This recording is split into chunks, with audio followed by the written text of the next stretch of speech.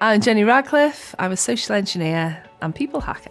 Social engineering is a form of ethical hacking that doesn't use technology. We sort of weaponise, for educational purposes, the errors that human beings make. So we look at what those are and we try and fix them.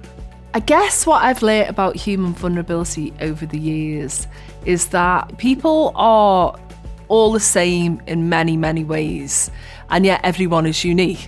But what we do is we look generally at what humans respond to, so how we're all wired emotionally, what stress does to a human, but also from a point of view of really more how they behave as a group. When people talk to me about AI and about the misuse of the technology, security really is all about people. It's because you can't really protect an organisation or anything without having some element of up-to-date, good technology that understands the assets and the risks that that business or organisation is facing and is geared up to respond to it. What makes some organisations more vulnerable than others? If they don't invest in the best technology they can afford. But the real vulnerability in organisations is the culture and the attitude of the people that work there.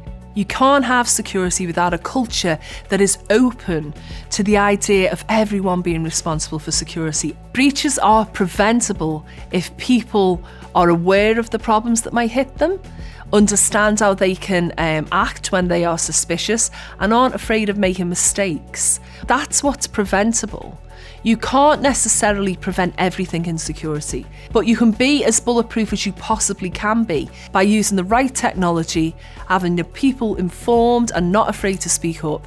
A lot of these attacks rely on time pressure to get people to act in what is not necessarily their own interests. Humans have a very emotional response. We panic a little bit, and even if that time pressure is not too immediate, we feel the need to act. And when we feel that need, we're not necessarily at our most rational. Now, I think it comes to the question of how organisations respond to fakes that are really good at fooling their employees. And I think this one really is a question of awareness.